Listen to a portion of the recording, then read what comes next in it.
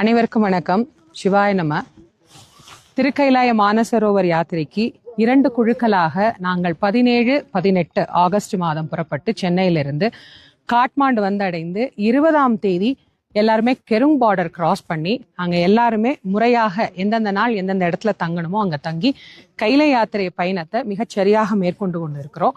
நாங்கள் இப்போ 2வது நாள் பரிக்கிரமாவை நிறைவு செய்து வருகிற போதுதான் நேபாளில் நடைபெற்ற பேரிடர் துயர சம்பவத்தை கேள்விப்பட்டேன். அது கேள்விப்பட்டது முதலாக மிகுந்த மனவேதனைக்கும் மன உளைச்சலுக்கும் ஆளானேன் அப்படின்னு தான் சொல்லணும்.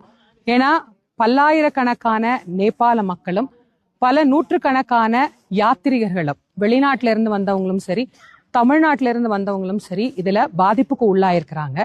பல பேருடைய நிலைமை என்ன அப்படின்னு இதுவரைக்கும் அதிகாரப்பூர்வமான தகவல்கள் எதுவுமே கிடைக்கல. எங்களோடு 150 பேர் பயணத்துல இருக்கிறோம். 148 தமிழர்களும் 2 வெளிநாட்டவர்களும் இங்க இருக்கிறோம். நாங்க அனைவருமே மிக பாதுகாப்பாக இருக்கிறோம்.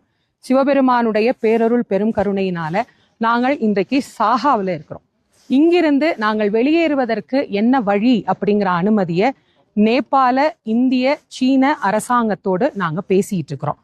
எந்த வழியா எங்களுக்கு அனுமதி கொடுக்கறாங்களோ அந்த வழியாக நாங்கள் அனைவரும் தாய்நாடு திரும்புவதற்கான முயற்சிகளை மிகவும் மும்மரமாக மேற்கொண்டு இருக்கிறோம்.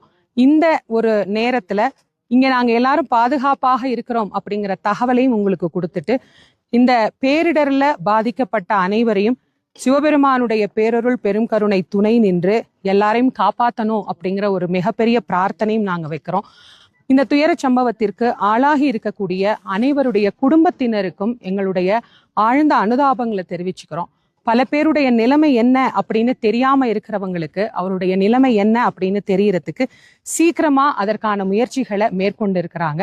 எல்லா அரசாங்கமும் ஒத்துழைத்து பாதிக்கப்பட்டவர்கள் சீக்கிரமாக அவர்கள் ஒரு சரியான நிலைமைக்கு வரணும் அப்படின்னு நாங்களும் இறைவனை பிரார்த்தனை பண்ணிக்கிறோம். தாயகம் எல்லாரும் சீக்கிரம் திரும்பணும்.